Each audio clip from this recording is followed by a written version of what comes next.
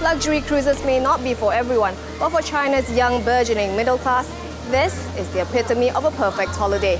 We sit down with Royal Caribbean's MD for Singapore and Southeast Asia, Sharon Treacy, to find out how it plans to tap this market as well as its outlook in Malaysia.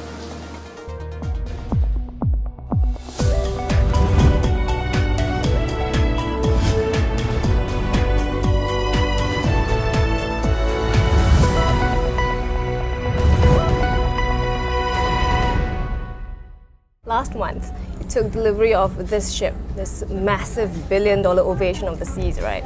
So it's the biggest in Asia and also apparently it's the smartest in the world.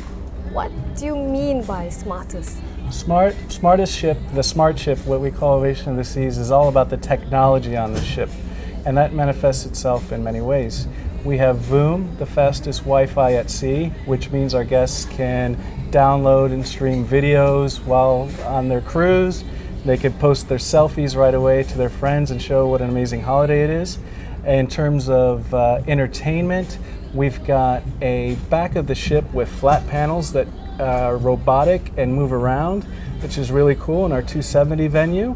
And then in terms of technology and engineering for the ship has micro bubbles that go underneath it that make the ship have less friction going through the water, which saves on energy and on fuel. It was initially built for the Chinese, so how different is it from your regular liner? And do these features actually make a difference, as in, does it actually pull in more money? Well, that's a very interesting question.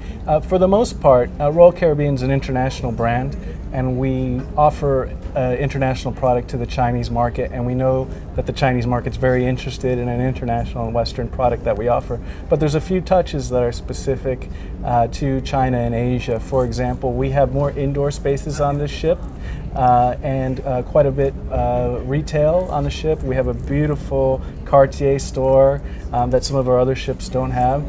So retail shopping is very important. And then from a food perspective, we have Kung Fu Panda Noodles, which is a new feature, which is a new restaurant that we don't have on other ships.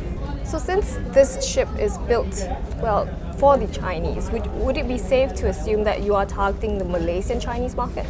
Yes, and what we're very excited about, so the ship is en route to China and will be in Tianjin later this month, but it's coming back to Southeast Asia next year for 10 sailings. So in March of 2017, we'll have 10 sailings out of Singapore, and we'll be very much focused on not just the Malaysian Chinese market, but all of Malaysia. So we know the Chinese cruise market, it's booming, but how are the numbers looking here in Malaysia? Well, in Malaysia, we're seeing very healthy growth. With the arrival of Ovation next year, we also have two other ships based in Southeast Asia. In Singapore, as a home port, we'll have Mariner of the Seas, Voyager of the Seas, in addition to this beautiful ship, and we expect 30% growth driven by that capacity, and we'd expect Malaysia to grow by about that number. So pretty significant growth for us out of Malaysia, 30%. Okay, we have quite a couple of established companies, and one of them includes Genting. It's more into gaming right now, but it's pumping in quite a lot of money into this business. How is competition looking to you? Well, our biggest competitor is really land-based holidays. So we love it that other cruise lines are in the market and are bringing new ships, because what we really need to do as a cruise industry is create awareness for cruise. Less than 0.1% of Asians have been on a cruise.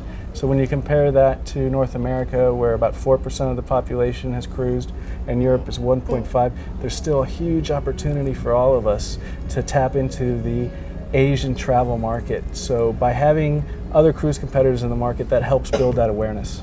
I know you believe that is under penetration, but as America's CEO, he said that in 3 years, he's actually expecting cruise lines to either be merged or be sold simply because they have to.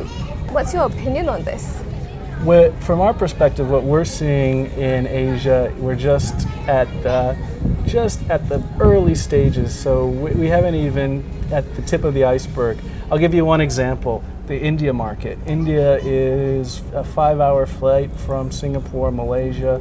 It's a cruise market the size of 100,000 cruisers in a over a billion population.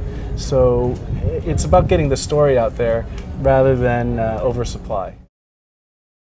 It's going to be a bit crowded in the cruise market, but being one of the biggest cruise operators in the world, Royal Caribbean believes that it can more than hold its own on the high seas.